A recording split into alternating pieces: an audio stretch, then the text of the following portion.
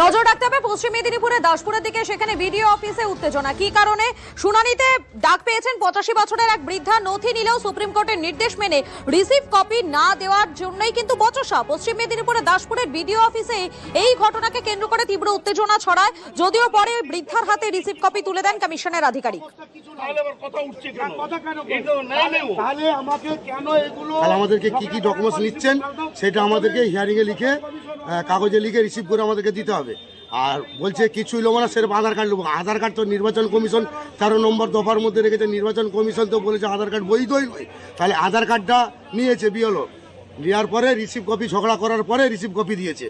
এই receive copy দেওয়ার পরে আমি আমার দিদিমার অসুস্থ হয়ে পড়েছে, তার জন্য আমি আমার দিদিমাকে গাড়ি করে বাড়ি পাঠাচ্ছি। যাই ওর বাড়িতে করার অধিকার ছিল, কিন্তু নির্বাচন কমিশনার এখান থেকে এখন যতক্ষণ না এটা আমার এলাকায় 18,000 যে ভোটারদের চলছে হিয়ারিং, সেসব না হলে সেহেতু হচ্ছেন মানুষও নির্যাতিত হচ্ছে। কালকে আমি রাত্রি 8টা পর্যন্ত দেখলাম, এখনও মানুষ বোধ হয় 30-40 জন। একটা অভিযোগ উঠছে বারবার যে রিসিভ দিচ্ছে না, রিসিভ মাঝে মাঝে বন্ধ করে দিচ্ছে, কেন?